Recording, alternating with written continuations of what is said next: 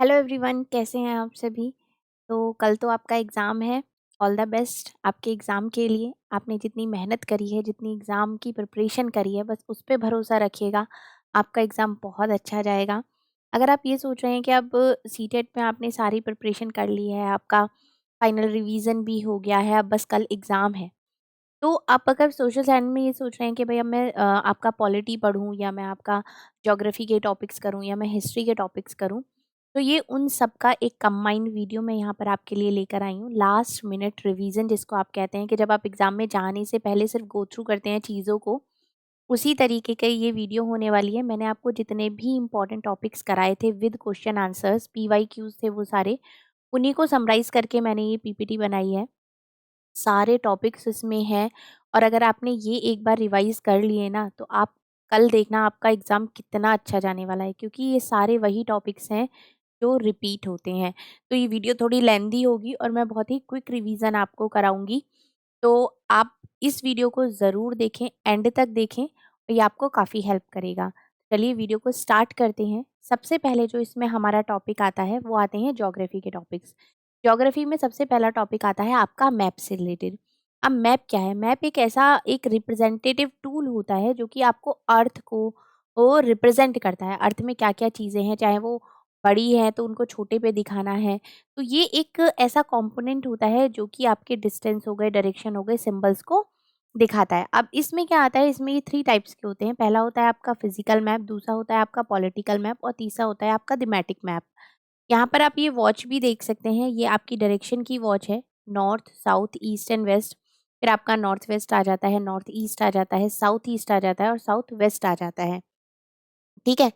Next आता है आपका इसमें, ये है आपका एक तरीके से ग्लोब को अगर हम डिवाइड करते हैं, अर्थ का अगर ट्रू रिप्रेजेंटेटिव कहा जाता है तो उसको ग्लोब को कहा जाता है, और ग्लोब का अगर हम इस तरीके से डिवाइडेशन करते हैं, ये सिर्फ इस एक इमेज से ही आपके बहुत सारे क्वेश्चंस आते हैं। जो सबसे इसमें सबसे इम्पोर्टेंट है वो है जो ग्लोब को 2 बराबर भागों में रेखा बाँटती है, उसको आप क्या बोलते हैं? उसको आप इक्वेटर बोलते हैं, वो आपकी विषुवत रेखा होती है। और जो आपका उसके नॉर्थ पोल की साइड का जो रेखा होती है वो आपकी ये होती है ट्रॉपिक ऑफ कैंसर, और जो साउथ पोल से होकर जो आपकी रेखा होती है वो आती है आपकी ट्रॉपिक ऑफ कैप्रिकॉर्न। आपका जो नॉर्थ पोल और साउथ पोल के पास वाला जो एरिया होता है वो आपका फ्रिज ज़ोन होता है, क्योंकि यहाँ पर ठंड बहुत होती है। और जो इक्वेटर के आसपास का जो एरिया होता है वो आपका टॉरिड ज़ोन होता है। टॉरिड ज़ोन आपका क्यों होता है? क्योंकि यहाँ पर जो सन होता है वो सन की रेज़ डायरेक्टली इस एरिया पर पड़ती हैं, इसलिए इसको आप टॉरिड ज़ोन कहते हैं। ठीक है? अर्थ को ये डिवाइड करता है, ये आपका हो गया यहाँ, ये आपका 0 डिग्री माना जाता है। यहाँ से जो ट्रॉपिक ऑफ कैंसर होती है वो होती है 23.5 डिग्री नॉर्थ। उसके बाद आपकी ये आर्टिक सर्कल जो होता है ये होता है आपका 66.5 नॉर्थ। ये भी आपसे पूछ लेते हैं कि कितना है, तो 23.5 एंड 66.5 ऐसे ही सेम आपका साउथ की साइड होता है। ठीक है, ये आपका क्लियर हो गया। अब अगर हम आगे देखते हैं, ग्लोब पर ये कुछ लाइंस बनी होती है जिनको आप लैटिट्यूड और लॉन्गिट्यूड्स कहते हैं। लैटिट्यूड्स वाली जो वो लाइन्स होती हैं वो सीधी इस तरीके की होती हैं, और ये वाली जो लाइन हो गई, ये हो गई आपकी लैटिट्यूड्स लाइन, और ये वाली जो लाइन्स होती हैं ये आपकी होती हैं लॉन्गिट्यूड्स लाइन। ठीक है? अब ये जो लाइन्स होती हैं इनको आप क्या बोलते हैं? इनको आप ग्रिड बोलते हैं। क्या बोलते हैं आप इनको? ग्रिड बोलते हैं। इस तरीके से, और ये हो गई यहाँ पे जो आपकी डिवाइडेशन होती है ये होती है आपका प्राइम मेरिडियन। ठीक है? अब इसको अगर आप इस तरीके से देखते हैं, ये अब ग्लोब है, ग्लोब को आप 4 पार्ट्स में डिवाइड कर देंगे। अगर आप इसको इस तरीके से डिवाइड करते हैं वर्टिकली, तो आपका होता है वेस्टर्न हेमिस्फीयर और ईस्टर्न हेमिस्फीयर। और अगर आप इसको हॉरिजॉन्टली अगर आप डिवाइड करते हैं, तो वो आपका होता है नॉर्थर्न हेमिस्फीयर और आपका होता है साउथर्न हेमिस्फीयर। ग्रीन मेरिडियन एक जगह है, वहाँ से ये रेखा होकर गुजरती है, इसलिए इसका नाम ग्रीनविच मेरिडियन रखा गया है। ठीक है? अब नेक्स्ट जो हम समझते हैं वो सबसे इम्पोर्टेंट है कि आप टाइम ज़ोन को किस तरीके से निकालेंगे, या टाइम ज़ोन क्या होता है? ये जो ग्लोब पर जितनी भी आपकी रेखाएँ होती हैं, लैटिट्यूड या लॉन्गिट्यूड जो होती हैं, ये किस लिए होती हैं? ये कोई आपका डेकोरेशन के लिए नहीं बनाई गई हैं। इनसे आप टाइम को कैलकुलेट करते हो, इनसे आप लोकेशन को आइडेंटिफ़ाई करते हो। ठीक है? अब जैसे कि that is how a planet spins around its axis making a full turn every 24 hours. तो ये कहता है एक 24 घंटे में एक पूरा टर्न लिया जाता है। ठीक है, फुल टर्न हो गया आपका 360 डिग्री, तो दिस मीन्स 15 डिग्री पर आवर्स। तो 360 डिग्री कैसे निकाला, आपका हो गया 15 डिग्री पर आवर्स। ठीक है, तो 15 को आप 24 से मल्टीप्लाई करेंगे तो आपका 360 आएगा। Now mark the meridians of longitude every 15 degree moving eastward from the prime meridian, we got 0 degree, उसके बाद 15, 13, ये आपका यहाँ पर आप देख सकते हैं, ये हो गया आपका यहाँ पे जैसे कि 0 मेरिडियन हो गया। अगर आप ईस्ट की साइड जाते हैं तो आपका जो होगा टाइम वो हमेशा प्लस में आएगा, और अगर आप वेस्ट की साइड जाते हैं तो जो आपका टाइम होगा वो हमेशा पीछे की तरफ माइनस में जाएगा। अब यहाँ पर क्या होता है, 15 डिग्री का जैसे कि आपका 1 घंटा हो गया, और हम सोचेंगे भाई 15 डिग्री आगे है इस जगह से ये जगह, इट मीन्स यहाँ अगर 12 बज रहे हैं तो यहाँ पर क्या बज रहा होगा, यहाँ पर 1 बज रहा होगा। इसी तरीके से फिर 15 की टेबल पे ही ये आगे टाइम जो है वो 1 घंटे, 2 घंटे, 3 घंटे आगे की तरफ मूव करता है। ठीक है? तो ये यहाँ पर आप देख सकते हैं, it is the same as addition 1 hour of local time with each meridian. If it is 12 p.m. and noon at Greenwich, it is 1 p.m. local time of 15 east. मतलब अगर ग्रीनविच में 12 बज रहे हैं तो जो अगर 15 डिग्री ईस्ट में जो आगे ये जो आपकी कंट्री है वहां पर आपका 1 बज रहा होगा, 30 डिग्री जो है उस पर आपका 2 बज रहा होगा, जैसे कि आप यहाँ पर देख सकते हैं। यहाँ पर अगर आप देखेंगे तो ये है आपका ग्रीनविच मेरिडियन, यहाँ पर ये है आपकी इंटरनेशनल डेट लाइन, यहाँ से आप देख सकते हैं ये है आपका 0 डिग्री। 0 डिग्री से जो यहाँ के हैं, जैसे यहाँ पर सपोज 0 डिग्री वालों के यहाँ पे 12 बज रहे हैं, ठीक है, इतने पोर्शन में अगर 12 बज रहे हैं तो यहाँ पर कितने बज रहे होंगे, +2 जहाँ पर लिखा गया है, वहाँ पर आप 12 में 2 ऐड कर दीजिए तो क्या बज गया, 2 बज गया। अगर जैसे कि आप इंडिया की बात करते हैं तो इंडिया का टाइम कितने आवर्स आके है, +5.5, मतलब 5.5 घंटे का आपका डिफरेंस आ जाता है। ठीक है, तो ये आपका यहाँ पर हो गया। जैसे कि आपका चाइना हो गया या आपका ऑस्ट्रेलिया है तो वहाँ पर 3 टाइम डिवीज़न है, जैसे कि 8 घंटे हो गए, 9.5 घंटे हो गया या फिर 10 घंटे हो गया। चाइना में भी यहाँ पर आप देखते हैं तो भी ऐसा ही, रशिया में तो बहुत सारी टाइम चेंजेस है कि यहाँ पर 4 घंटे है, 5 घंटे, 6 घंटे, 7 घंटे, 8 घंटे। तो जो ये टाइम का फेज़ है, ये आपको क्लियर हुआ किस तरीके से है? इस तरीके से टाइम का डिफरेंस आता है। चलिए, ये आपको अच्छे से समझ में आ गया होगा। नेक्स्ट देखते हैं हम आप कंपोनेंट ऑफ एनवायरनमेंट। एनवायरनमेंट के क्या-क्या कंपोनेंट होते हैं? इसमें पहला आता है नेचुरल, दूसरा आता है आपका ह्यूमन मेड और तीसरा आता है ह्यूमन। ठीक है, अगर आप नेचुरल की बात करते हैं तो नेचुरल में भी 4 आते हैं। आपका बायोस्फीयर, जहाँ पर ये सारी लिविंग थिंग्स होती हैं। आपका होता है लिथोस्फीयर, जिसको आप लैंड कहते हैं, ज़मीन, वो होता है आपका लिथोस्फीयर से रिलेटेड। एयर की अगर हम बात करते हैं तो वो होता है आपका एटमॉस्फेयर, और वाटर की अगर हम बात करते हैं तो वो आपका होता है हाइड्रोस्फेयर। ये आपकी नेचुरल बॉडीज हो जाती हैं। उसके बाद अगर आप ह्यूमन मेड की बात करते हैं तो ह्यूमन मेड में आपकी बिल्डिंग्स हो गए, आपके पार्क्स हो गए, आपके ब्रिज हो गए, आपके रोड्स हो गई या आपके मॉन्यूमेंट्स हो गए, इंडस्ट्रीज हो गई, ये सब किसने बनाया? ये सब ह्यूमन ने बनाया है। तो ये आपके ह्यूमन मेड हो गए। और ह्यूमंस में क्या आएंगे, आप खुद इंडिविजुअल हैं या आपकी फैमिली है या एक कम्युनिटी है या आप किस रिलीजन से बिलोंग करते हैं, एजुकेशन कहाँ से है, इकोनॉमिकली कैसे हैं, फिजिकल सिचुएशंस आपकी क्या है, तो वो सारा किस में आएगा, वो ह्यूमन में आएगा। इसमें आपका एक और पॉइंट आता है, वो है आपका बायोटिक और अबायोटिक। ये क्या होता है? The world living organism, example plant and elements. जो लिविंग ऑर्गेनिज्म का वर्ल्ड है उसको आप बायोटिक कहते हैं, और जो नॉन लिविंग ऑर्गेनिज्म का वर्ल्ड है उसको आप अबायोटिक कहते हैं। जैसे कि यहाँ पर आपका लैंड एग्जाम्पल में दिया गया है, और एग्जाम्पल में यहाँ पे प्लांट्स और आपके एनिमल हो जाते हैं। नेक्स्ट जो आपका टॉपिक आता है वो आता है नेचुरल एनवायरनमेंट, जो हमने अभी पढ़ा था आपका लिथोस्फीयर। लिथोस्फीयर क्या होती है? एक सॉलिड क्रस्ट होती है, लेयर होती है अर्थ के ऊपर की, और जहाँ पर आपके जो इतने भी लैंड फॉर्म्स हो गए, यहाँ पर कॉन्टिनेंट्स हो गए, ओशन फ्लोर्स हो गए, ये सब इसके अंदर आता है। इसमें आपका फॉरेस्ट हो गया, ग्रासलैंड हो गया, ग्रेजिंग लैंड हो गया, एग्रीकल्चर हो गया, या ह्यूमन सेटलमेंट्स हो गया, ये सारा कुछ आपका आता है लिथोस्फीयर। लिथोस्फीयर ये रहा, आप यहाँ पर देख सकते हैं ये वाला पोर्शन। उसके बाद आपका हाइड्रोस्फीयर। हाइड्रोस्फीयर में आता है ये आपका जो आपका पानी से रिलेटेड होता है, जिसमें कि आपकी वाटर बॉडीज हो गई, रिवर, लेक, सी, ओशंस, ये सब यहाँ पर आता है। जितने भी लिविंग ऑर्गेनिज्म हो गए, आपके फिश हो गए, ये सारा कुछ यहाँ पर रहता है। बायो की अगर हम बात करते हैं तो उसमें होता है आपका एटमॉस्फेयर, एयर। यहाँ पर ये आपकी थिन लेयर एयर की है, जो कि अर्थ के चारों तरफ होती है। और ये अर्थ के चारों तरफ किस वजह से रहती है, वो होती है आपकी ग्रेविटेशनल फोर्स की वजह से।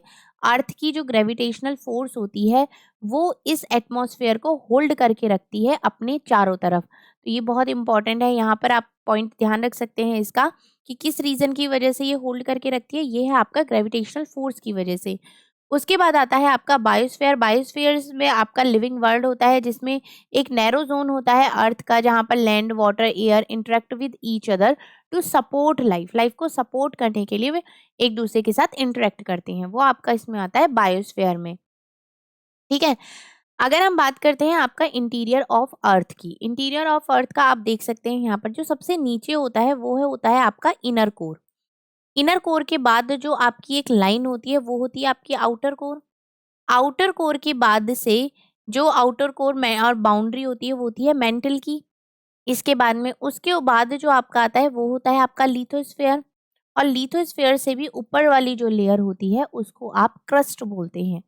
ठीक है, ये समझ में आ गया। एक ये रिंग ओलंपिक रिंग्स की अगर हम बात करें तो वो 5 रिंग्स होती हैं ओलंपिक गेम्स में, जो कि आपको सिंबलाइज करती हैं किसको, स्पोर्ट्स पर्सन को ऑल ओवर द वर्ल्ड को।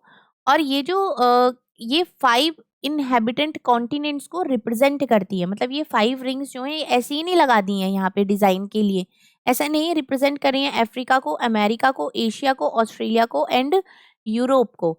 तो ये इस वजह से ये यहाँ पर 5 रिंग्स लगाई गई हैं। ठीक है। नेक्स्ट जो सबसे इंपॉर्टेंट चीज इसमें आपकी आती है, अब वो आती है रॉक से रिलेटेड। जब मैं आपको बता देती हूँ, जब यहाँ पर इस इमेज में आप समझेंगे, ये हो गया आपका मॉल्टन मैग्मा। ठीक है, ये पिघल के निकल रहा है बाहर।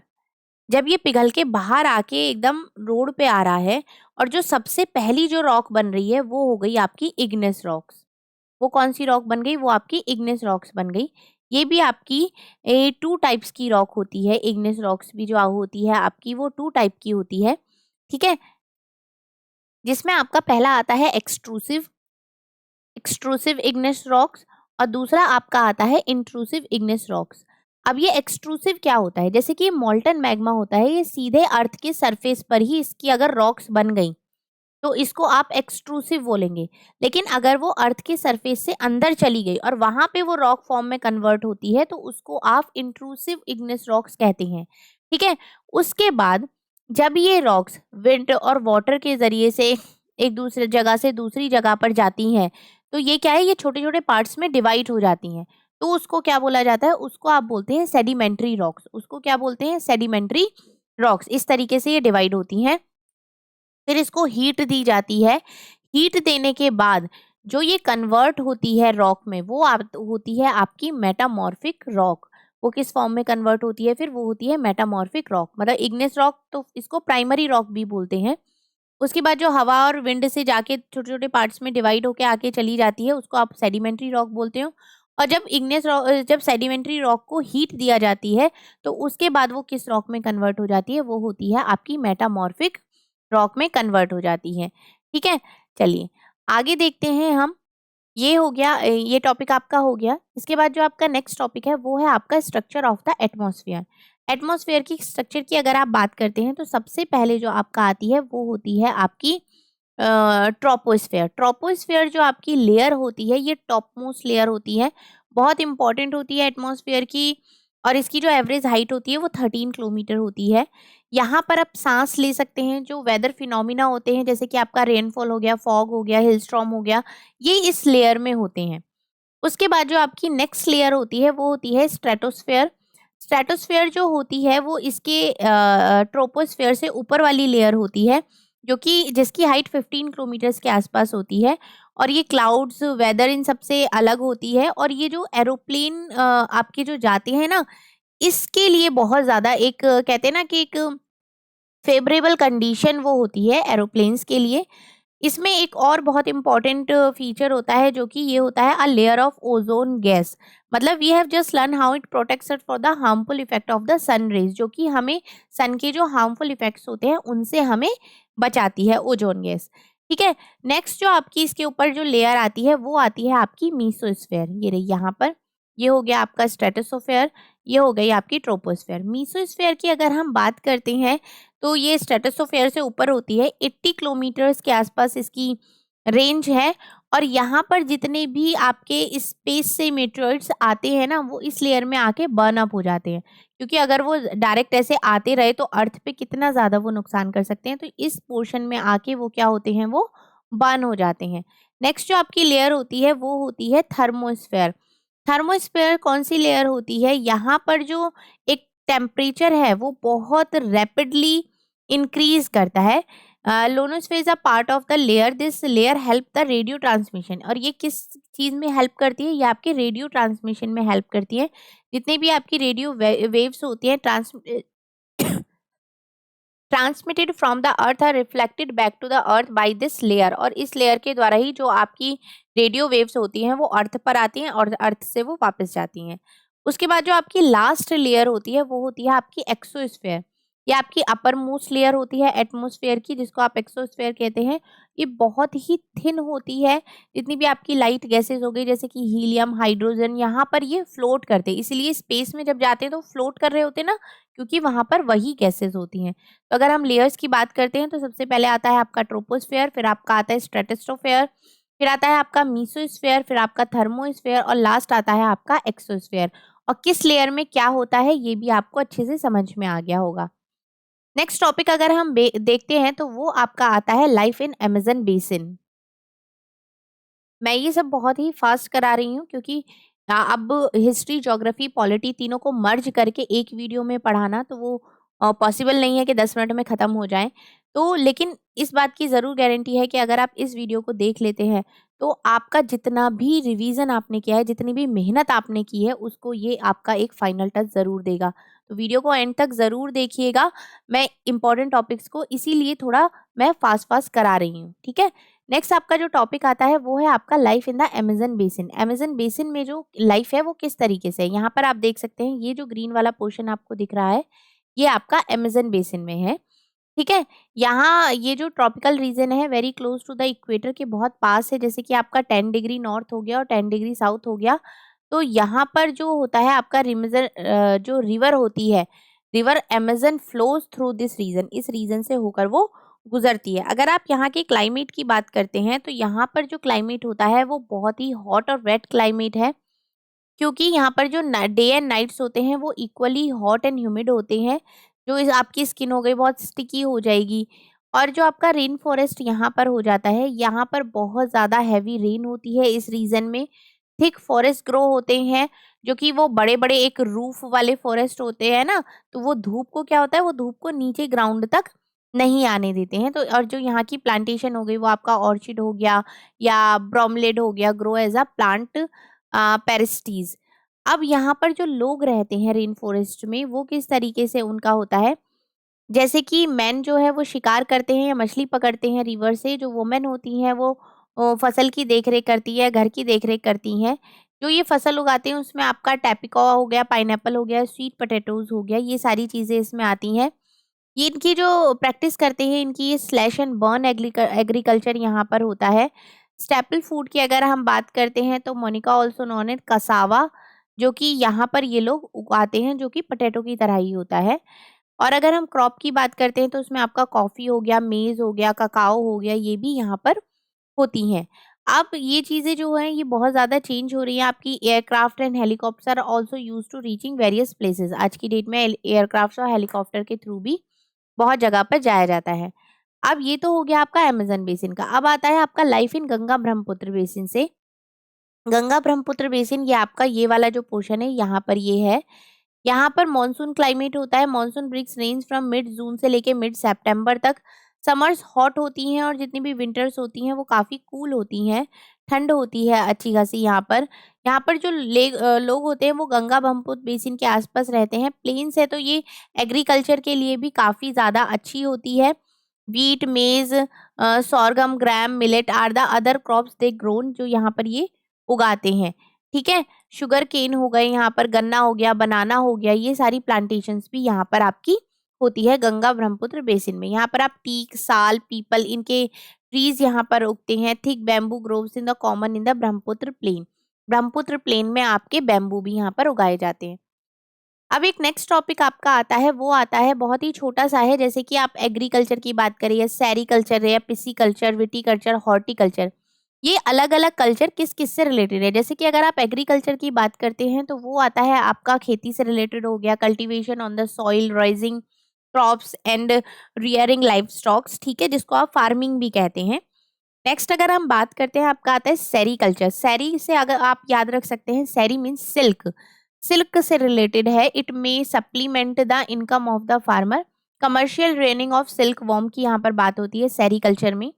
फिशिकल्चर होता है आपका ब्रीडिंग ऑफ फिश, फिश से रिलेटेड होता है। फिश की जितनी भी अलग अलग प्रजातियां होती हैं जो कि आपके टैंक्स और पॉन्ड में के लिए रखी जाती है, उसको आप पिसीकल्चर बोलते हैं। विटीकल्चर की अगर हम बात करते हैं तो कल्टीवेशन ऑफ ग्रेप्स, अंगूर की खेती विटीकल्चर में आती है। और हॉर्टिकल्चर जो आ गई होगी वो आपकी होगी जितनी भी वेजिटेबल्स हो गई, फ्लावर्स हो गए, फ्रूट्स हो गए, जिनको आप कमर्शियल यूज के लिए उगाते हैं, वो आपका हॉर्टिकल्चर में आता है। ठीक है, नेक्स्ट कल इसी से रिलेटेड ये टॉपिक आता है, ये है आपका degradation of soil and conservation measure. जैसे कि ये क्या है, मल्चकिन। मल्चकिन क्या होता है, the bare ground between plant is covered with a layer of organic matter like straw. यही होता है आपका मल्चकिन। जो भी प्लांट हो गया उसके नीचे इस तरीके की फूस रख दी जाती है जो कि आपका एक उसको प्रोटेक्ट करती है, प्रोटेक्ट करने के लिए। कॉन्टोर फार्मिंग आपका ये हो गया, जितने भी आपके स्टोन्स हो गए, ग्रास हो गए, soils are use to build barriers along contour. Trenches are made in front of the barriers of to collect water. Rock dam ये हो गया, जैसे कि आपका पत्थर बीच बीच में आ जाते हैं तो इससे क्या होता है, जो वाटर का फ्लो होता है वो काफी धीरे हो जाता है। एक होता है कि बहुत तेज बहाव से नदी बह रही है और अगर बीच बीच में इस तरीके के रॉक्स हैं तो उनका जो बहाव होता है वो कम हो जाता है। फिर आता है आपका टेरेस फार्मिंग। टेरेस फार्मिंग क्या होता है, फ्लैट स्लोप होता है, टेरेस की तरह होता है। बीच बीच में जगह होती है जहां पर वाटर जो है वो थोड़ा सा होल्ड हो जाता है, जिससे फसल में काफी हेल्प मिलती है। आपका इंटरक्रॉपिंग हो गया, different crops are grown in alternate rows. Different different rows में इस तरीके से जो फसल करी जाती है उसको आप इंटरक्रॉपिंग बोलते हैं। कॉन्टोर प्लगिंग जो आपकी होती है वो होती है हिल्स पर, जो एक तरीके से आप वो प्लांट्स इस तरीके से आप देखते हैं, ये होती है आपकी शेल्टर बेल्ट और ये हो गया आपकी कॉन्टोर प्लगिंग। शेल्टर बेल्ट में आपका क्या होता है कि इस तरीके से पेड़ लगे हुए होते हैं, ये क्या है, ये जो हवा का मूवमेंट होता है उसको भी कंट्रोल करते हैं। ठीक है, नेक्स्ट टॉपिक आपका आता है पॉपुलेशन कंपोजिशन। अब पॉपुलेशन कंपोजिशन ये इसी बार नया टॉपिक था जिससे क्वेश्चन पूछा गया था। पॉपुलेशन पिरामिड से रिलेटेड। पिरामिड क्या होता है, पिरामिड की ये होता है कि जो किसी भी कंट्री की पॉपुलेशन को शो करता है। जैसे कि अगर आप इस बेसिक से पिरामिड को देखते हैं तो इसका ब्रॉड, वो जो बेस है वो ब्रॉड है, मतलब इस एज से इस एज तक के यहाँ पर ये एज ग्रुप्स लिखे हुए हैं, इतने से इतने पोर्शन ये हो गए और ये आपका ओल्ड एज दिखाता है। जैसे कि यहाँ पर आप देखेंगे आपको 3 पिरामिड दिखाई दे रहे हैं, pyramid of Kenya, pyramid of India and pyramid of Japan. Kenya की अगर हम बात करते हैं तो इसका जो बेस है वो काफी ब्रॉड है, लेकिन अगर वहीं पर आप टॉप की बात करते हैं तो वो आपका बहुत ही स्किनी है। ये क्या शो कर रहा है, मतलब यहाँ पे बच्चों के जन्म तो बहुत हो रहे हैं लेकिन जो उनका यंग एज वाला फेज है वहां पर उनकी डेथ भी बहुत ज्यादा हो रही है और ओल्ड एज तक आके आके तो ये बहुत ही ज्यादा स्किनी हो जाता है। अगर आप इंडिया के पिरामिड की बात करते हैं तो बेस इसका ठीक है, मतलब जो इसका अडल्टहुड वाला जो फेज है वो भी काफी सही है और ये यहाँ पर ओल्ड एज शो करता है। उसी तरीके से अगर हम जापान की बात करते हैं तो यहाँ पर बर्थ रेट बहुत ज़्यादा नहीं है, लेकिन जो यहाँ पर जन्म ले रहे हैं वो इसमें इतने पोर्शन में इनके जो यंग एज वाला फेज है उसमें वो काफ़ी अच्छा कर रहे हैं, मतलब उनकी ग्रोथ हो गई, ये हो गई, ये उस चीज़ को शो कर रहा है। ये हो गए आपके तीनों पिरामिड। इस बार जो पूछा गया था वो आपका कीनिया से पूछा गया था, हो सकता है आपसे इंडिया से या जापान से, यहाँ से भी आपसे क्वेश्चन पूछा जा सकता है। ठीक है, जैसे कि in countries where death rate especially among the very young are decrease, the pyramid is broad in the younger age group because more infant survives to adulthood. This can be seen in the pyramid of India. मतलब जितने भी बच्चे जन्म ले रहे हैं उसमें से बहुत सारे हैं जो कि अडल्टहुड तक जी रहे हैं। और जैसे कि ये आपका such population contain a relatively large number of young people and with means a strong and expanded labour force. In countries like Japan हो गया, लो बर्थ रेट है और जो पिरामिड है वो बेस से काफी नैरो है, ब्रॉड नहीं है। ठीक है, अब decrease death rate allow number of people to reach old age, मतलब ओल्ड एज तक लोग काफी पहुंच रहे हैं क्योंकि यहाँ पर ये डेथ रेट को कम शो कर रहा है। ठीक है, तो ये टॉपिक आपको समझ में आ गया होगा। नेक्स्ट जो है आपका, वो है आपका कोल्ड डेजर्ट लद्दाख से रिलेटेड। लद्दाख से कई बार क्वेश्चन पूछा गया है कि जो लिटिल तिब्बत है वो किसको कहा जाता है, वो लद्दाख को कहा जाता है। क्यों कहा जाता है? क्योंकि एक बुद्धिस्ट हेरिटेज है और जो कल्चर सिमिलैरिटीज है तिब्बत के साथ, इसलिए इसको छोटा तिब्बत भी कहा जाता है। ये आप इमेज देख सकते हैं, यहाँ पर है ये रहा लद्दाख। यहीं पर इसमें एक डेड सी आ जाता है, जो कि उसमें इतना ज़्यादा वाटर में नमक है कि वहाँ पर कभी कोई डूब ही नहीं सकता, वो हमेशा फ्लोट ही करता है। किस लिए? क्योंकि जो सॉल्ट कंटेंट है उसको डेंस बना देता है। ठीक है, लद्दाख में आपका यही हो गया कि रिवर्स हैं, बहुत सारी रिवर्स हैं जो लद्दाख से होकर गुजरती हैं। डीप वैलीज हैं, गागरी ग्लेशियर है, जो एल्टीट्यूड है वो यहाँ का इतना है। और ये जो इसका मतलब हाई एल्टीट्यूड की वजह से जो यहाँ का क्लाइमेट है वो बहुत ज़्यादा ठंडा और ड्राई है। ठीक है, तो ये सारे पॉइंट्स ही आपके इसमें आ जाते हैं। नेक्स्ट अगर आप टॉपिक देखते हैं, वो है आपका, ये तो आपने कोल्ड डेजर्ट देख लिया जिसमें आपका लद्दाख आ गया। अब आता है आपका हॉट। हॉट में कौन आता है? हॉट में आपका आता है सहारा। सहारा, ये इमेज यहाँ पर देख सकते हैं। इसने आपका नॉर्थ अफ्रीका का काफी लार्ज पार्ट कवर किया हुआ है और ये वर्ल्ड का लार्जेस्ट डेजर्ट है। It has an area of around 8.54 million square kilometre. The Sahara desert touches 11 countries. कितनी कंट्रीज को ये टच करता है? 11 कंट्रीज को टच करता है। ये सारी कंट्रीज के यहाँ पर नाम भी दिए गए हैं। इन सारी कंट्रीज को ये टच करता है। अब जो आपका नेक्स्ट आता है वो आता है फ्रॉम विलेज टू सिटी। मतलब जैसे विलेज में लोग रह रहे थे वो किसी तरीके से वो सिटीज में आए। जैसे कि archaeologist give them civilisation several names. आपका हड़प्पा हो गया, इंडस सरस्वती हो गया, सिंधु सरस्वती सिविलाइजेशन हो गया। Its habitant are called Harappan. It is one of the oldest civilization in the world. अगर one of the oldest civilization की वर्ल्ड बात करी जाती है दुनिया में, तो वो कौन सी होगी आपकी? वो होगी आपकी हड़प्पा। और इसको the this development is also called the first urbanisation of India. इसको क्या कहा गया? इसको फर्स्ट अर्बनाइजेशन भी कहा गया इंडिया का। अगर जैसे हम आर्कियोलॉजिस्ट ने क्या क्या चीजें ढूंढी है, जैसे कि हड़प्पा सीरियल उगाते थे, जैसे कि आपका बार्ले हो गया, वीट हो गया, कुछ मिलेट्स हो गया, राइस हो गया, पल्सेस हो गया या वेजिटेबल्स हो गए, ये सब उगाते थे। They were also first in Eurasia to grow cotton. उन्होंने सबसे पहले उस कॉटन को उगाया था। फार्मिंग टूल्स को उन्होंने बनाया था, जैसे कि आपका प्लगिंग हो गया, जो कि आज की डेट में भी मॉडर्न जो फार्मर्स हैं वो उनको यूज करते हैं। ठीक है, ये आपका हड़प्पा से रिलेटेड आपके कुछ इंपॉर्टेंट पॉइंट्स हो जाएंगे यहाँ पर। अब जैसे कि इन इंडस, हड़प्पा और Sindhu Saraswati civilisation is one of the oldest on the world. Its inhabitant, the Harappa created planned cities with efficient water management, diverse आपका क्राफ्ट हो गया, ब्रिक्स ट्रेड हो गया। मतलब जिन सारी चीज़ों को आप हम आज कर रहे हैं वो बहुत साल पहले ऑलरेडी हो चुकी हैं। ठीक है, तो ये आपका पूरा हड़प्पा वाला सीन हो जाएगा। यहाँ से आपका हिस्ट्री के टॉपिक स्टार्ट हो जाते हैं। इसमें आपका आता है एक चोलाज के बारे में। ये अगर आप साउथ में ये वाला पोर्शन देखते हैं तो ये आपने चोलाज ने पूरा कवर किया हुआ था उस टाइम पे। पूरा ये एक्सपेंड था जिसमें कि आपका Sri Lanka and countries of south east Asia हो गया, developing a navy for these expedition.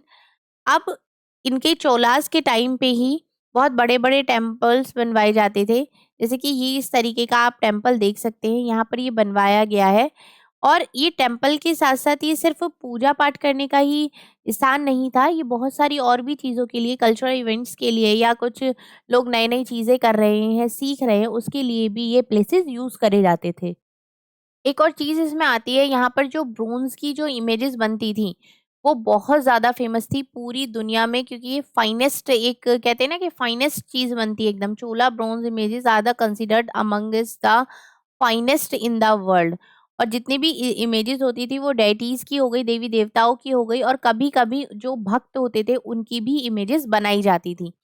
ठीक है, नेक्स्ट उसमें एक आपका आता है, एक हो गया आपका तारीख, जो कि आप सिंगुलर फॉर्म में लिखते हैं। तारीख जो होता है वो आपका प्लूरल फॉर्म में आता है, पर्शियन लैंग्वेज में लिखा जाता है। और दिल्ली सुल्तान्स के टाइम पे जितना भी एडमिनिस्ट्रेशन का आपका काम होता था वो इसी लैंग्वेज में किया जाता था। अब जो ऑथर होता था तारीख का, वो learn men secretaries, administrators, poet and courtier who both recounted events and advised ruler on the governance हो गया, emphasizes the importance of just rule. मतलब अगर हम त्वारीख की बात करते हैं तो जो इसका ऑथर होता था वो कभी गाँव में नहीं होता था। He often wrote their histories in sultan in the hope to reach. अब वो क्या करते थे, जो वहाँ का सुल्तान होता था उसके बारे में अच्छी-अच्छी बातें कहते थे, जिससे कि सुल्तान खुश होकर उन्हें रिवॉर्ड में अच्छी-अच्छी चीज़ें दे। ठीक है? तो advice ruler on the need of preserve an ideal social order based on birthright and gender distinction. मतलब आपका या तो बर्थ राइट के बेसिस पे होगा या फिर आपके जेंडर डिस्टिंक्शन के बेसिस पर ही वो होता था। ठीक है? और ये जो आइडियाज़ थे वो हर किसी के साथ शेयर नहीं किए जाते थे, जो वो सारी चीज़ें ये लिखते थे। अब इसमें एक और यहाँ पर पॉइंट आ जाता है, मिन्हाज अस सिराज। ये क्या था? रज़िया सुल्तान के बारे में था। ये एक पहली महिला वो शासक बनी थी जिसको काफ़ी कम समय के लिए बनाया गया था। जैसे इनकी जो इंस्क्रिप्शंस थी, कौन Raziya mention that she was the daughter of sultan. उन्होंने मेंशन करवाया था कि वो सुल्तान इल्तुतमिश की बेटी हैं। This was the contrast of queen Rama Rudrama Devi थी उन्हीं की तरह। और काकतीय डायनेस्टी ऑफ वारंगल की थी, part of modern Andhra Pradesh Rudrama Devi थी। उन्होंने अपने नाम को चेंज किया था इंस्क्रिप्शंस में अपनी, और उन्होंने ये शो किया था कि वो एक मैन है, लेकिन रजिया ने ऐसा कुछ नहीं किया था। ठीक है? अब इसमें एक और चीज़ आती है कि जो 1236 में सुल्तान इल्तुतमिश की जो बेटी थी रजिया सुल्तान, वो सुल्तान बनी थी। और जिनको मिरा मिन्हाज अस सिराज की उपाधि भी दी गई थी। Recognise that she was more able able and qualified than her brothers. उनके जितने भी भाई थे वो उनसे ज़्यादा काबिल थी, इसीलिए उनको एक तरीके से ये शासन दिया गया था। लेकिन वो ये ना कि एक महिला कैसे राज कर सकती है, तो उनको हटा दिया गया था कुछ समय बाद में। अब एक और चीज़ यहाँ पर आती है, जैसे कि middle of the 19th century की हम बात करते हैं, ब्रिटिशर्स ने इंडियन हिस्ट्री को 3 पार्ट्स में डिवाइड किया, और उनके हिसाब से वो 3 पार्ट्स क्या थे? आपका हिंदू हो गया, आपका मुस्लिम हो गया, और दूसरा आपका ब्रिटिश हो गया। उन्होंने 3 ही टाइप्स में इनको डिवाइड किया था। No other significant developments in economy, society, culture, किस तरीके से उन्होंने डिवीज़न नहीं किया था। बेसिक सा डिवीज़न उन्होंने किया, हिंदू, मुस्लिम और ब्रिटिश, जिसको एक्सेप्ट नहीं किया गया था। ठीक है? अब ये हो गया। इसके बाद जैसे कि अभी हमने चोलास के बारे में क्लोज़र लुक देखा था, ऐसे ही आपका खलजी होगा और तुगलक हो जाते हैं, जिनके नाम पर भी बहुत सारी चीज़ें हैं, जिन्होंने भी अलग-अलग एरिया में, अलग-अलग जगह पे काफ़ी राज किया था। इसमें जो एक इम्पोर्टेंट पॉइंट आ जाता है, वो है आपका, it is important to remember that the large part of the subcontinent remain outside the control of Delhi sultan. मतलब बहुत सारी जो चीज़ें थी वो दिल्ली सुल्तान के बाहर थी। तो वो क्या करते थे, उन्होंने अलग-अलग जगह पर अलग-अलग लोग तैनात करे हुए थे, चीफ्तान्स जिनको वो बोलते थे, कि यहाँ से आप उसको फिर अपडेट किसको करते थे, वो सुल्तान को अपडेट करते थे। ठीक है? ये इसके बारे में है। आगे जो आपका जो मोस्ट इम्पोर्टेंट टॉपिक होता है वो है आपका मुगल। मुगल 16वीं से 17वीं शताब्दी तक की हम बात करते हैं। मुगल जो है वो एक एम्पायर है complete with hitherto seemed possible for only short period. बहुत ही छोटे समय के लिए इनका कार्यकाल रहा था, क्योंकि हिस्ट्री में अगर आप बात करते हैं तो बहुत लंबे लंबा टाइम होता है। ठीक है? और ये दिल्ली का लाल किला है जो कि मुगलों ने ही बनवाया था। मुगलों के रिलेशंस क्या थे अलग अलग रूलर्स के साथ में? अगर हम राजपूत की बात करते हैं तो मुगलों ने राजपूत फैमिलीज के काफ़ी सारे रिलेशंस देखे जाते हैं। बहुत सारे राजपूतों ने अपनी बेटियों की शादी भी मुगलों के यहाँ पर करी थी उस टाइम पर। जैसे कि एक सिसोदिया राजपूत थे मेवाड़ के, इन्होंने मुगलों का एक तरीके से ऑफर उन्होंने दिया था, उन्होंने रिजेक्ट कर दिया था काफ़ी लंबे समय तक। बाद में वो हार गए थे, लेकिन उनको बहुत ही ऑनरेबली ट्रीट किया था मुगलों के द्वारा, और उनकी जो लैंड थी, जो उनका वतन था, वो उनको वापस दिया गया, जिसको वतन जहांगीर कहा गया। उन्होंने कहा कि आप यहाँ पर अपना एज इट इज़ राज करिए, और इसका थोड़ा-सा पोर्शन हमें भी दे दीजिए। तो ये किसको कहा गया? ये हो गया आपका वतन जहांगीर। ठीक है? अब ज़ब्त और ज़मींदार क्या थे? जैसे कि आपकी इनकम हो गया available to Mughal rulers was tax on the produce to peasantry. जो किसानों से जो कर वसूला जाता था, जो कर लिया जाता था, उसको क्या कहा जाता था? आपको ज़ब्त और ज़मींदार, वो इसी में ही आते हैं। मुगल यूज़ वन टर्म, मुगलों ने एक टर्म को यूज़ किया जिसको आप ज़मींदार कहते हैं, जिन्होंने to describe all intermediaries whether they were local headmens और विलेज और पावरफुल चीफ्स। चाहे उनको वो एक ही चीज़ ज़मींदार ही बोलते थे, चाहे वो लोकल किसान हैं चाहे वो गाँव का मुखिया है, चाहे वो कोई पावरफुल चीफ्टन्स है, इन सबको वो ज़मींदार ही कहते थे। ठीक है? अब इन्होंने क्या किया, अकबर ने रेवेन्यू मिनिस्टर जो थे टोडरमल, इन्होंने सर्वे किया 10 साल तक ज़मीन का। उसके बाद ज़मीन पर कौन-सी फसल उगाई जाएगी, कौन-सी ज़मीन से कितना कर वसूला जाएगा, ये सब डिसाइड किया उन्होंने। इस रेवेन्यू सिस्टम को ज़ब्त कहा गया। इस रेवेन्यू सिस्टम को क्या कहा गया? ज़ब्त कहा गया। It was privilege in those areas where Mughal administration could survey the land and keep very careful accounts. This was not possible to province such as Gujarat and Bengal. मतलब ये सारी चीज़ें उनकी सब जगह लागू हुई थी, सिर्फ गुजरात और बंगाल को छोड़कर। अब एक और बात आती है यहाँ पर अकबर से रिलेटेड, जो आती है आपकी आईने अकबरी। बहुत फेमस है, इसके 3 वॉल्यूम हैं आईने अकबरी के। अगर हम बात करते हैं आपके ए फर्स्ट वॉल्यूम में, तो अकबर के जितने भी एसेंटर्स हो गए वो उन सब का ब्यौरा इसमें दिया गया है। सेकंड वॉल्यूम में अकबर के खुद के बारे में दिया गया है, उसकी फैमिली हो गई, बैकग्राउंड होगा, इन सब के बारे में। और जो तीसरा है उसको आईने अकबरी कहा गया है, जो आपका Akbar administration, household, army, revenue, geography of his empire, ये सारा कुछ आपका थर्ड वाले सेक्शन में इन्होंने दिया गया है, जिसका नाम आईने अकबरी रखा गया है। उसमें आपका ये कौन सी फसल कैसी होनी चाहिए, कहाँ पर क्या होता है, ये सारी चीज़ें डिटेल में दी गई हैं। इसी में आपका आ जाता है एक सुलह कुल। सुलह उल क्या है? ये जो जहांगीर थे अकबर के बेटे, इन्होंने फादर की पॉलिसी को सुलह कुल का नाम दिया, जिसमें आपका मतलब जो भी चीज़ें होती थी, आपकी एक्सपेंसेस हो गए या अलग-अलग कास्ट को चीज़ें दी जाती थी, डोमिनियंस हो गए आपके, which one of all sites were limited only by this sea. तो ये सारी चीज़ें इसमें जो आती थी, ये आपका सुलह कुल हो गया। नेक्स्ट आपका आता है बाबा गुरु नानक देव जी। गुरु नानक देव जी की अगर हम बात करते हैं, तो इनके बारे में और कबीरदास जी के बारे में, दोनों के बारे में काफ़ी बातें लिखी हुई हैं। इनका तलवंडी में जन्म हुआ था, ननकाना साहिब में, जो कि आज की डेट में पाकिस्तान में है। इन्होंने अपना एक जगह और एक ये करतारपुर में अपना ये एस्टेब्लिश करने से पहले बहुत जगह पर ट्रैवल किया था। A regular worship that consisted on the singing of this own hymns. ये अपनी ओन हाइम्स को ही लिखकर गाते थे, और इन्होंने धीरे-धीरे इनके फॉलोवर्स बढ़ते चले गए। जैसे कि आप इनके इंस्क्रिप्शंस की बात करते हैं, आपका क्रीड, कास्ट, जेंडर इन सब से अलग था, इन सब से परे था। सारे लोग एक ही जगह किचन में खाना बनाते थे, जिसको लंगर कहा जाता था। और Baba Guru Nanak was known as Dharmsal, इनको धर्मसाल के नाम से भी जाना गया था, जिसको आज की डेट में हम क्या बोलते हैं? गुरुद्वारा बोलते हैं। गुरुद्वारे को पहले किस नाम से जाना जाता था? धर्मशाल के नाम से जाना जाता था। इनकी मृत्यु से पहले क्या हुआ था कि गुरु नानक जी के एक फॉलोवर थे, जिनका नाम था गुरु अंगद। तो इन्होंने क्या किया, अपनी जो कहते हैं ना कि अपनी गद्दी किसी को देते हैं, तो इन्हें गुरु अंगद जी को दी थी, जिन्होंने जितनी भी गुरु नानक जी की हाइम्स थी, उन सबको कंपाइल करके कंपोज किया था। और उसमें कुछ इन्होंने अपनी इंस्क्रिप्शंस भी उन्होंने ऐड करी थी, जिसको क्या क्या नाम दिया गया, जिसको हो गया आपका गुरुमुखी।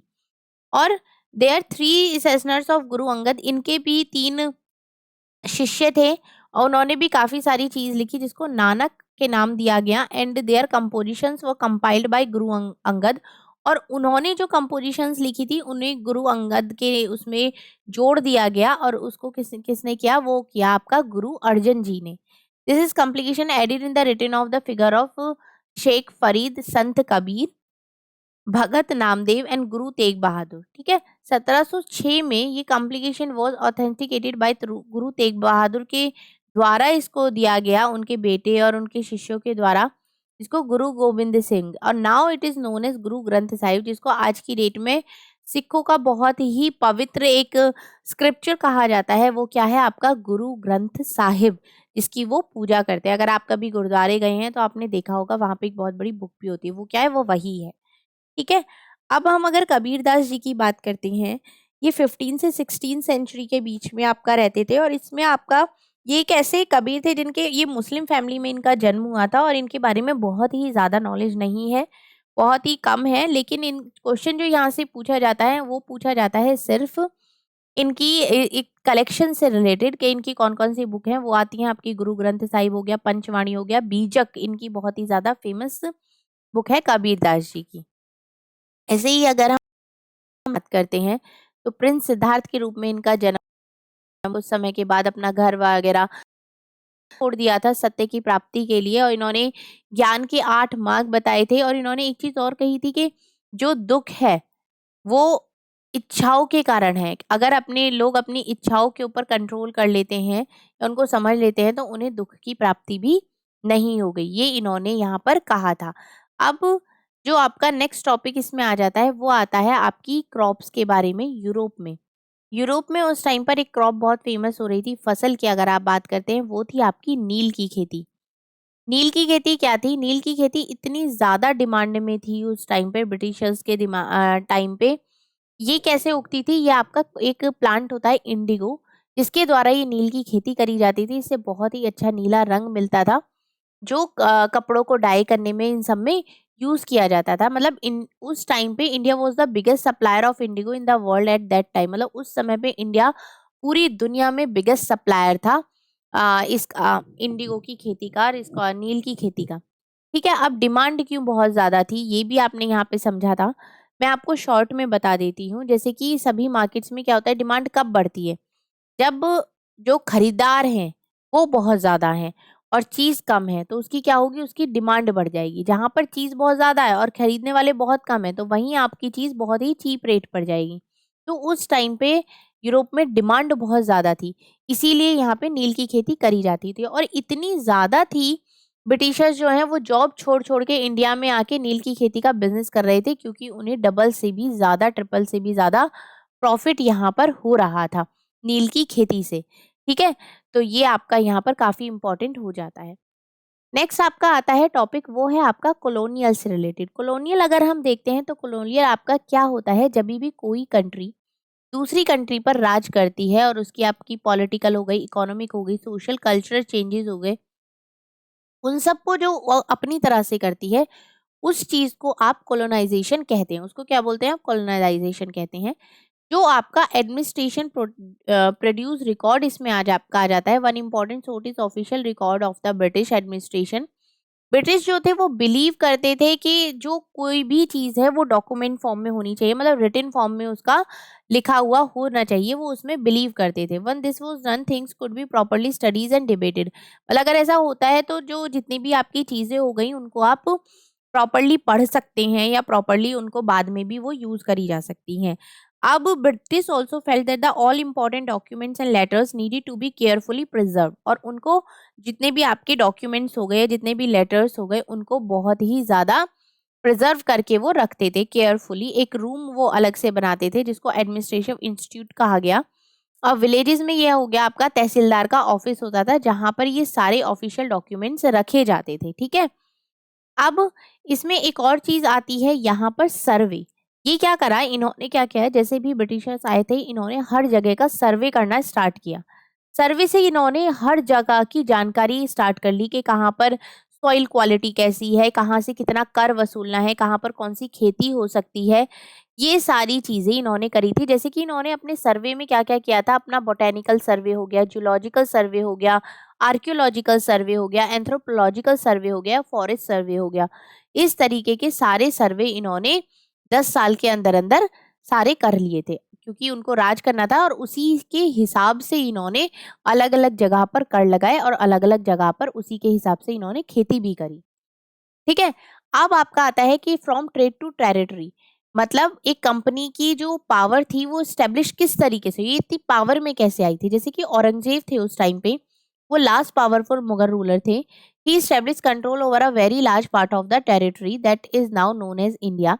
इंडिया के बहुत बड़े हिस्से पे औरंगजेब ने राज किया था। उनकी मृत्यु के बाद 1707 में जब उनकी मृत्यु हो गई, जितने भी मुगल गवर्नर थे, सूबेदार थे, अलग अलग जगह पर वो बने हुए थे, वो क्या थे, उन्होंने अपने अपने राज्य को इंडिविजुअली पावर में लाना शुरू कर दिया था। ठीक है, और अगर हम बात करते हैं तो by the second half of the 18th century a new power was emerging in the political horizon. एक और नई पावर उस टाइम पे उभर रही थी, वो थी आपकी ब्रिटिशर्स। ठीक है, इन्होंने क्या किया था, ये तो खैर अगर हम बात करें तो इंडिविजुअल काफी लेंथी टॉपिक हो जाता है। ब्रिटिशर्स से रिलेटेड इंडिया का जो उस टाइम पे चीज़ें रही थी। लेकिन जैसे कि ये अलग-अलग राजा जो उभर रहे थे, इसी के साथ ही एक और पावर उभर रही थी। ब्रिटिश जो थे उन्होंने हर चीज़ का सर्वे करा और कहाँ पर किसने मतलब कहते हैं ना कि बहुत प्लानिंग से कुछ काम करना, वो इन लोगों ने करना शुरू किया था। अब उस टाइम पर गर्ल्स का क्या हुआ था? गर्ल्स ने स्कूल जाना शुरू कर दिया था। Many reformers felt the education girls was necessary in order to improve the condition of women. अगर वुमेन की कंडीशन को इम्प्रूव करना है तो उसके लिए गर्ल्स का स्कूल जाना बहुत ज़्यादा इम्पोर्टेंट है। और इसमें मिड 19th सेंचुरी में स्कूल ओपन किया गया था, लेकिन लोगों को ये डर था कि अगर वो स्कूल जाएँगी तो वो बिगड़ जाएँगी और घर का काम कौन करेगा, वो वाली चीज़ें आ गई थी। तो इस वज़ह से बहुत सारी ही गर्ल्स को घर पर ही उन्होंने किसी के फादर ने और किसी के हस्बैंड ने उनको एजुकेशन दिलवाई। अब जैसे कि अगर हम इसमें बात करते हैं Mumtaz Ali. Some reformers such as Mumtaz Ali reinterpreted verses of the Quran to argue women education. Women education के खिलाफ उन्होंने काफ़ी सारी एक तरीके से आंदोलन किए थे कि औरतों को भी उनका स्थान मिलना चाहिए, शिक्षा मिलनी चाहिए। औरतों ने ही औरतों के बारे में लिखा था। अर्ली 20th सेंचुरी की अगर हम बात करते हैं तो जो मुस्लिम वुमेन थी, Begum of Bhopal play a notable role in promoting education among women. मतलब बहुत ही ज़्यादा एक इम्पॉर्टेंट रोल प्ले किया था। उसमें आपका एक और नाम आता है बेगम रुकैया शेखावत हुसैन का, जिन्होंने मुस्लिम गर्ल्स के लिए पटना और कलकत्ता में स्कूल्स ओपन करे थे। उसके बाद एक और चीज़ आती है वुमेन की यूनिवर्सिटीज़ ओपन करी थी। यूनिवर्सिटीज़ में भी अलग-अलग फ़ील्ड को ओपन किया गया था, जैसे कि कोई टीचर बनना का चाहता है या कोई डॉक्टर बनना है, किसी को कुछ करना है। इसी में जो एक और नई आती है टॉपिक, वो आती है स्त्री-पुरुष तुलना। ये एक बुक है जो कि ताराबाई शिंदे जी ने लिखी थी वुमेन एजुकेशन के ऊपर। और इसमें क्या वुमेन और मेन के बीच में जो कंपैरिज़न है वो शो किया गया है इस सोसाइटी के हिसाब से। ऐसे ही पंडिता रमाबाई हैं जो कि इन्होंने काफ़ी स्कॉलर रही हैं संस्कृत की। इन्होंने भी बुक लिखी थी अपर कास्ट के ऊपर, लोअर कास्ट के ऊपर, हिंदू वुमेन्स के ऊपर। और विधवा औरतों के लिए इन्होंने घर भी बनवाए थे, जिनको अपने हस्बैंड्स के द्वारा बहुत गलत तरीके से ट्रीट किया जाता था। और इसमें 19th सेंचुरी में जो वुमेन्स थी वो actively working in form who wrote books, जिन्होंने बुक लिखना शुरू किया, मैगजीन्स एडिट करना शुरू किया, स्कूल्स में जाना शुरू किया, ट्रेनिंग सेंटर्स खोले। ये सारी चीज़ें उस टाइम पर वुमेन्स के लिए हुई थी। In the 20th century leaders such as Jawaharlal Nehru, Subhash Chandra Bose, इन्होंने भी इनको सपोर्ट किया था वुमेन की स्वतंत्रता के लिए, और कहा था कि जब देश आज़ाद हो जाएगा तो इनके लिए फुल सपोर्ट भी दिया जाएगा। अब इसी में एक और चीज़ आ जाती है, ये हैं आपके श्री गुरु नारायण जी, श्री नारायणा गुरु। इन्होंने भी प्रोटेस्ट किया था और इन्होंने क्या नाता दिया था, इनका था one caste one religion and one God for human kind. ये इन्होंने यहाँ पर नारा इन्होंने दिया था। और ये नॉन ब्राह्मण कास्ट के अगेंस्ट इन्होंने काम किया था, जो कि कास्ट डिवीजन था ना, कि भाई आपके पहले ब्राह्मण हो गए, फिर आपके ब्राह्मण हो गए, क्षत्रिय हो गए, वैश्य हो गए, शूद्र हो गए। इसके अगेंस्ट में इन्होंने काफी ज्यादा आंदोलन किए थे और ये सफल भी रहे थे। अब एक और चीज आ जाती है, freedom is our birth right, स्वतंत्रता हमारा जन्म सिद्ध अधिकार है। ये किसने कहा था? बाल गंगाधर तिलक जी ने कहा था।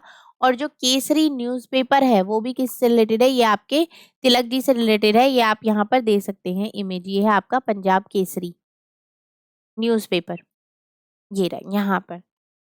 तो ये थे Indians began to raise quantity about political style of the Congress, Bengal, Maharashtra and Punjab leaders such as Bipin Chandrapal, Bal Gangadhar Tilak and Lala Lajpat Rai were beginning to explore more radical objectives and methods.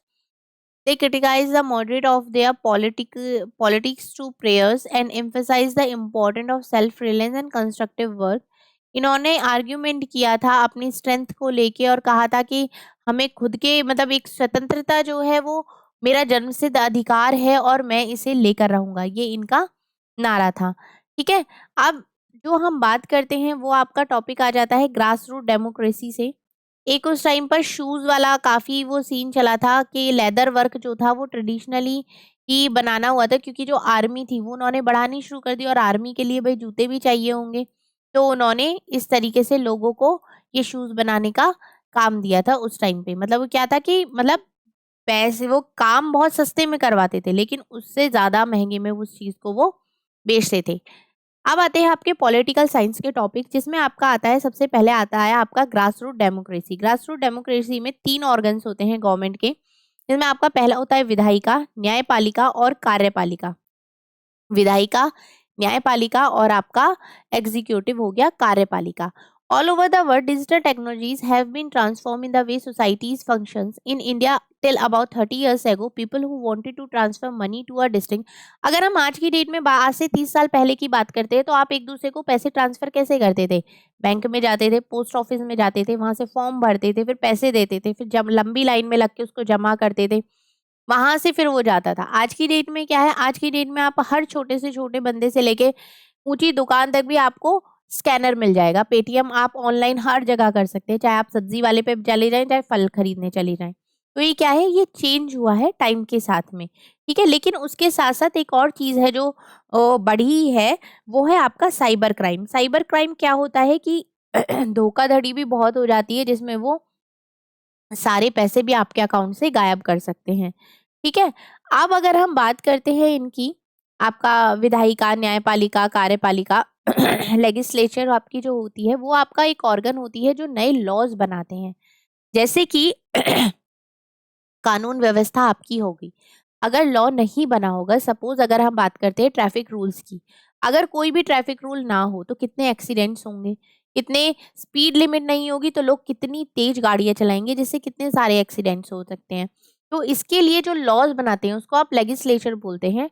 और जो कानून तोड़ेगा उसके लिए उसको क्या दंड मिलेगा, ये भी ये लेजिस्लेचर ही डिसाइड करता है। एग्जीक्यूटिव में आपका क्या होता है? एग्जीक्यूटिव में होता है आपका इम्प्लीमेंट। जो ये लॉज बने हैं, जो ये सारी चीजें, इसको इम्प्लीमेंट करने का जो काम होता है वो आपका एग्जीक्यूटिव में होता है। जुडिशरी जो होता है वो आपका न्यायपालिका होता है। ये अलग एक तरीके से है, जैसे कि यहाँ पर लोगों को जो लॉ को तोड़ते हैं उनके लिए एक्शन लिया जाता है कि इसने ये लॉ तोड़ा है तो इसका ये उसमें प्रावधान है कानून में कि इसको ये सजा मिलेगी। ये आपका किस में आता है? ये आपका जुडिशरी में आता है। ये आपके 3 ऑर्गन्स हो गए। अब इनके ऑल इंडिया पे और स्टेट लेवल पे क्या क्या होता है? जैसे कि आपकी जुडिशरी हो गई, ऑल इंडिया पे हो गया आपका सुप्रीम कोर्ट ऑफ इंडिया, और स्टेट लेवल पे होता है आपका हाई कोर्ट। लेजिस्लेचर में हो गया, ये 2 हाउसेज होते हैं, इसमें आपका लोकसभा और राज्यसभा होता है। और अगर हम स्टेट लेवल पे बात करते हैं तो वो होती है आपकी विधानसभा होती है। एग्जीक्यूटिव की बात करते हैं तो सेंट्रल गवर्नमेंट में आता है, जो कि प्रेसिडेंट के द्वारा लीड किया जाता है। और अगर हम स्टेट लेवल पे बात करते हैं तो वो आपके गवर्नर हो गए या चीफ मिनिस्टर्स के द्वारा लीड किया जाता है। फंक्शंस और रिस्पॉन्सिबिलिटीज अगर हम सेंट्रल लेवल की बात करते हैं तो उसमें आपका डिफेंस हो गया, फॉरेन अफेयर्स हो गया, एटॉमिक एनर्जी हो गया, कम्युनिकेशंस आपका हो गया, करेंसी हो गया, एजुकेशन हो गया, ये सारी चीज़ें आती हैं। और अगर आप स्टेट लेवल पे देखें तो आपकी public health, education, agriculture, irrigation, local government, ये सारा कुछ आपका स्टेट लेवल पे आता है। तो तीनों आपको अच्छे से समझ में आ गए होंगे, जुडिशरी, लेजिस्लेचर, एग्जीक्यूटिव। और एक चीज़ और है, जिन बच्चों ने स्टार्टिंग से प्रिपरेशन करी है ना, उनके लिए बहुत ही ज़्यादा क्विक रिवीजन है। एक कहते हैं ना कि एक फाइनल टच की ये काम करेगी ये वाली वीडियो आपके लिए, क्योंकि इतने लंबे समय से आप तैयारी करते हुए आ रहे हैं। अब आप सोचें कि भाई मैं सोशल साइंस में क्या पढूं, पॉलिटी पढूं, हिस्ट्री पढूं या ज्योग्राफी पढूं। तो अगर आप ये वीडियो भी देख लेते हैं तो आपकी सारी तैयारी 1 घंटे में कंप्लीट हो जाएगी, ठीक है। अब नेक्स्ट इसमें देखते हैं, आपका आता है 3 लेवल्स ऑफ गवर्नमेंट। गवर्नमेंट की 3 लेवल्स क्या क्या है? Central government, state government and local government. जो आपकी लोकल गवर्नमेंट होती है वो विलेज लेवल पे काम करती है। स्टेट गवर्नमेंट जो होती है वो स्टेट लेवल पे काम करती है, जैसे यूपी का अलग हो गया, हरियाणा का अलग है, पंजाब का अलग है। और यूपी के अंदर जो गांव आ जाते हैं वो आते हैं आपके लोकल गवर्नमेंट में। और हम सेंट्रल लेवल की बात करते हैं तो वो हो जाता है आपका नेशनल लेवल पे जो काम किए जाते हैं वो इसमें आते हैं, ठीक है। अब एक और चीज यहाँ पर आती है, इन सर के बारे में, डॉक्टर एपीजे अब्दुल कलाम जी के बारे में हम पढ़ लेते हैं। इनका जो जन्म हुआ था वो 1931 में हुआ था।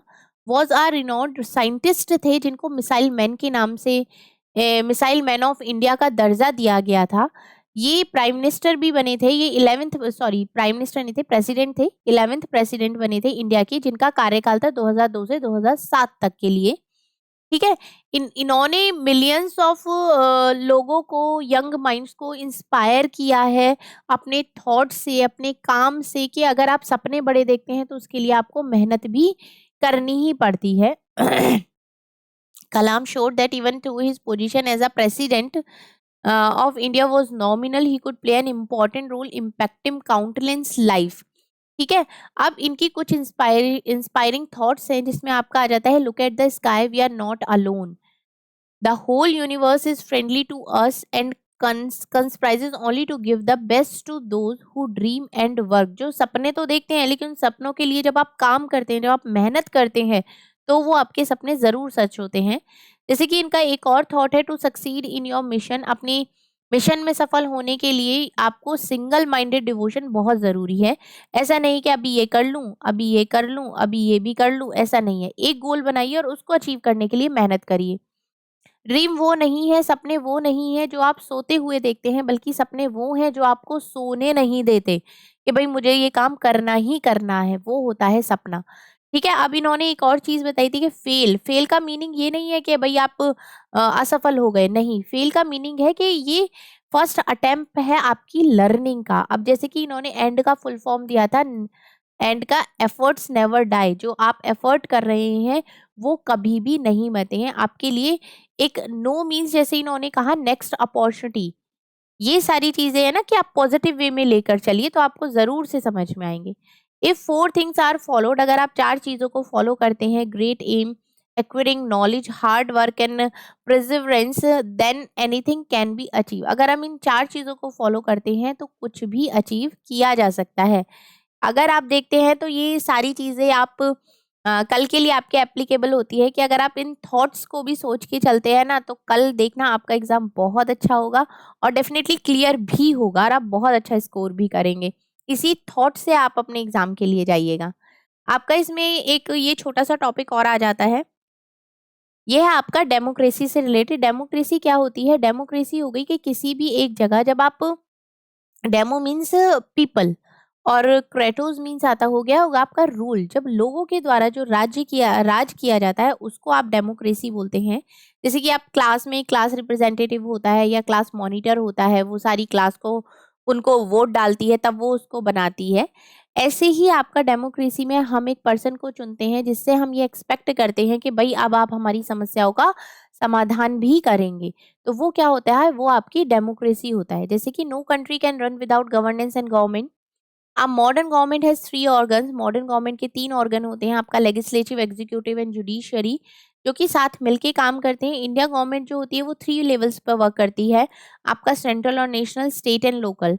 जो डेमोक्रेसी होती है, ओवरऑल फ्रेमवर्क ऑफ इस सिस्टम का एक ओवरऑल फ्रेमवर्क होता है जो कि स्टेट्स और नेशनल लेवल पर आप नेताओं को चुनते हैं और वो फिर काम करते हैं। ठीक है, डेमोक्रेसी समझ में आ गया। डेमोक्रेसी में आपका एक होता है लोकतंत्र, एक होता है आपका राजतंत्र। लोकतंत्र हो गया है जनता के द्वारा शासन, ठीक है। राजतंत्र क्या होता है, जैसे कि राजा ने शासन किया, फिर उसका बेटा हुआ, फिर वो शासन कर रहा है, फिर उसका बेटा हुआ, फिर वो शासन करना है, तो ये आपका क्या होता है, ये आपका राजतंत्र होता है। ठीक है, अब इसमें एक और वो आ जाता है, छोटा सा पॉइंट है, जैसे कि अर्थशास्त्र की बुक किसने लिखी है, कौटिल्य ने लिखी है, जिनको चाणक्य भी कहा जाता था। और उन्होंने 2300 साल पहले किस तरीके से राज करना चाहिए, क्या क्या उसके फॉर्म्स होने चाहिए, कैसे कैसे रूल्स होने चाहिए, वो सब कुछ उसमें बताया हुआ है। जैसे कि Kautilya, an expert in state craft, also explain how a whole administrative structure should be put in place from village to regional capital. मतलब गांव से लेके राजधानी तक किस तरीके से एडमिनिस्ट्रेशन स्ट्रक्चर होना चाहिए, वो उन्होंने अपनी अर्थशास्त्र वाली बुक में बताया है। एक और आपका टॉपिक आ जाता है इक्वालिटी के ऊपर। इक्वालिटी में क्या होता है, मैं आपको सिंपल से बता देती हूँ। इक्वालिटी में आपका होता है मैन और वुमेन, लड़के और लड़की के बीच में जो डिफरेंस होता है उसको आप स्टीरियोटाइप बोलते हैं। यहाँ से बहुत बार क्वेश्चन पूछा जाता है। सपोज अगर लड़की फुटबॉल खेल रही है तो वो क्या है, वो इस जेंडर स्टीरियोटाइप का एग्जाम्पल नहीं है। और लड़की घर का खाना बना रही है या घर की देखभाल कर रही है, वो क्या है, एक रूढ़िबद्ध धारणा है कि लड़की है तो आप ये काम कर सकती हो और लड़के हैं तो आप ये काम कर सकते हो। ये क्या होता है, ये होता है आपका जेंडर स्टीरियोटाइप होता है। इसमें एक और टर्म आता है आपका प्रिजुडिस वाला। प्रिजुडिस क्या पॉइंट क्या होता है कि आप किसी के बारे में पहले से ही कोई धारणा बना लेते हैं। जैसे कि आपको लगता है भाई गांव के लोग तो अनपढ़ गंवार होते हैं, तो ये क्या है, आपने पहले से ही एक धारणा बना ली है। लेकिन आप अगर देखें तो गांव के लोग भी आईएएस ऑफिसर बनते हैं। तो ये क्या है, ये एक धारणा है कि आपने किसी के बारे में पहले से ही सोच लिया कि ये तो ऐसा ही होगा। ठीक है? यहाँ पे एक और बात आता है वुमेन का वर्क और इक्वालिटी के बारे में। इसमें यही पॉइंट है कि भई लड़कियाँ सिर्फ़ घर की देखभाल ही नहीं कर सकती, अगर उनको आगे बढ़ने का मौका दिया जाए, तो वो भी बहुत अच्छी तरीके से काम कर सकती है। जिसमें इसमें एक टर्म आता है आपका डिस्क्रिमिनेशन, मतलब मेन भी वही काम कर रहा है, वुमेन भी वही काम कर रही है, लेकिन मेन को उसका ज़्यादा पैसा दिया जा रहा है, वुमेन को उसका कम पैसा दिया जा रहा है। वो क्या होता है, वो आपकी इनइक्वालिटी होती है कि भई आप मेल को तो ज़्यादा पैसे दे रहे हैं, लेकिन फीमेल को आप कम दे रहे हैं। ठीक है? तो ये आपका इसमें आ जाता है, स्टीरियोटाइप हो गया। ये सारे आपके टॉपिक्स मैंने करा दिए हैं। आई नो बहुत फास्ट मैंने कराया है, लेकिन ये आपका एक क्विक रिवीजन है। ये आपकी तैयारी को एक कहते हैं ना निखारेगा, फाइनल टच आपको देगा, और जिसका रिजल्ट आप कल अपने एग्जाम में देख सकते हैं। All the very best to you. जिसने भी सारी वीडियोस देखी हैं, पहले से फॉलो किया है, सारी इंपॉर्टेंट टॉपिक्स देखे हैं, पीवाईक्यूज करे हैं, और ये वाली भी अगर आप वीडियो देख रहे थे, कल का एग्जाम आपका ज़रूर से क्लियर होगा। सिर्फ इस एक सिंगल थॉट के साथ जाइएगा। All the very best to you. चलिए, थैंक यू सो मच। और एग्ज़ाम के बाद आप बताइएगा ज़रूर कि क्या-क्या टॉपिक्स रिलेटेड क्वेश्चंस आए थे और आपका एग्ज़ाम कैसा हुआ। Thank you so much.